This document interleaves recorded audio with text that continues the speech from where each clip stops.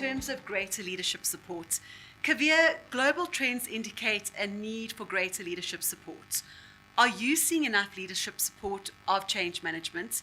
And what recommendations do you have to drive greater leadership support at an executive level?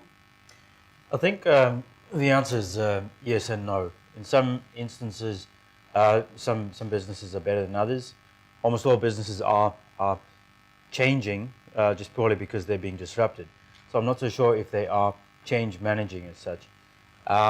Just to relate a few experiences of my own, we've seen at Sage, we went through a finance transformation where we did in fact implement our own instance of our enterprise management software.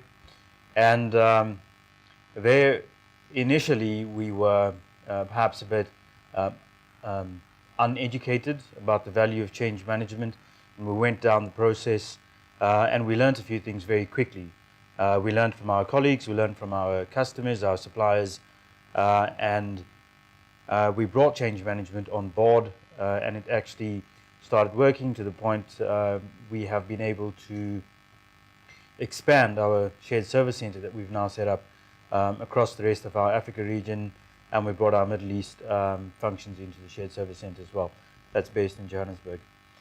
Some of the other stuff that I've seen, I think in the enterprise space, we sell enterprise solutions for businesses. We do see some businesses at the outset of their project. Obviously, an enterprise solution forms part of something bigger that's going on in the business. It might be an organizational restructure or an M&A type of project, or something to create efficiency in the business. And we have seen and had some very good success with some enterprise customers of our own, where they have now brought change management on board. And we're very pleased to say that these are now happy customers using our product, and we're quite confident to continue to service them going forward. We have had other instances where customers have gone down their project and they've hit a few wobbles, and they've had to go back to the sort of the drawing board and understand where they need to bring change management on board. So it is indeed, I think it's a mixed bag at this stage in terms of what we're seeing.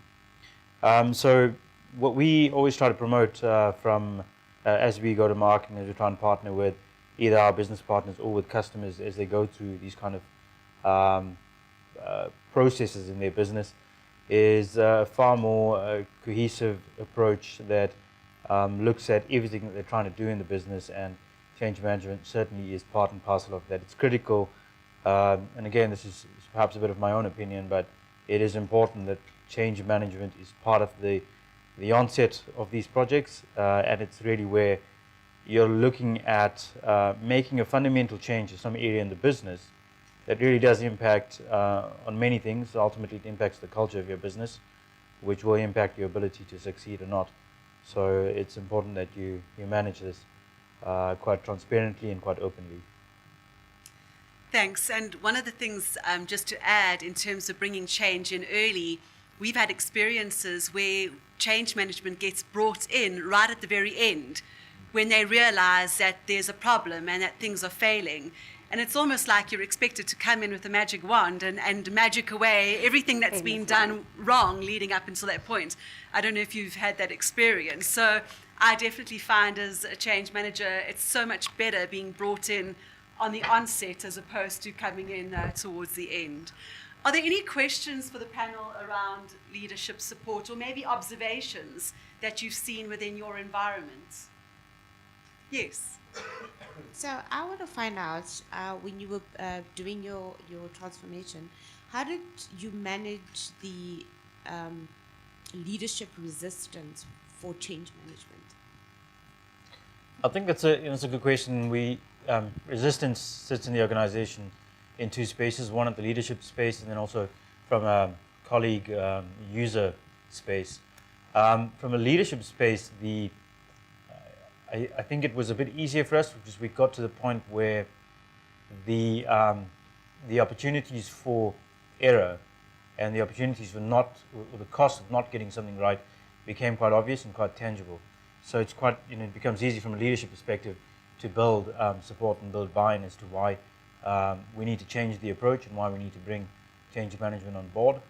From a colleague and a user perspective, then I think the change in approach became more open, more transparent, and colleagues did kind of open up to it, and they started to realize and understand the reasons for what we were doing in the business.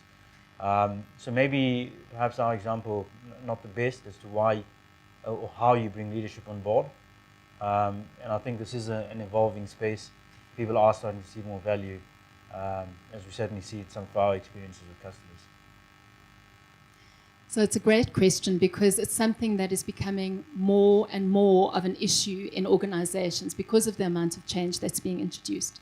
So if you look at the emerging trends, I don't think that we have been able to address that fully yet. But I think we have the opportunity to address it in the future through the use of having an enterprise view of the impact of change. If we use, for example, the digital tools to have that enterprise view, what we can then do is make sure that we are packaging the change that we're introducing to the business so that people go through that change process in a packaged way, as opposed to, change being implemented in month 1, month 2, month 3, month 4, because we are seeing instances of that where it's just simply continuous. So there's that component to it, which is packaging it better. But there is another component, and that is actually the development of the behaviors around change agility. So not only do leaders need to develop competence around change agility, so do employees. Okay. I don't think we are there yet, but I think we're getting there. How do you, from a leadership perspective, manage the sluice gate of change in your own organization at this point in time? And it might be different in different organizations. So how do you manage that from a leadership perspective in order to prevent change fatigue in the organization and total disruption in what we should call business as usual?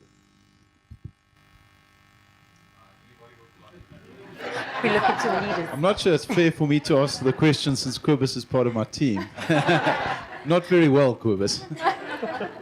Look, I think maybe I think Debbie touched on it. I think there is a mindset change. There are absolutely ways to introduce tooling, to bundle and package change, and it's one of the things that we're working on as a team, which is as opposed to imposing ongoing change on our businesses, making sure we're able to bundle them and package them and make them meaningful. But I think there's maybe a philosophical mindset change, which is the world is changing all the time.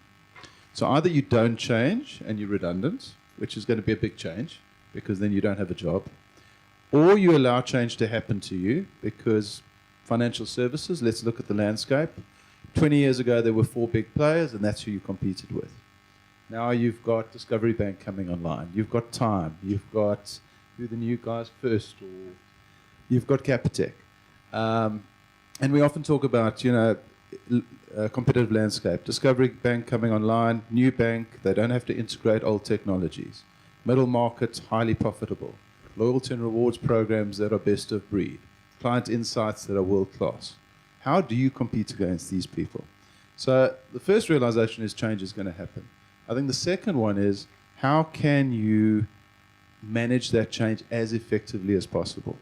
Because either you become a recipient of the change and you're always on the back foot and you're always receiving the impact of it, or you are trying to proactively manage that. And one of the conversations you and I often have is because our team gets frustrated because we don't always have a mandate. We don't always have executive leadership to the extent that we should have.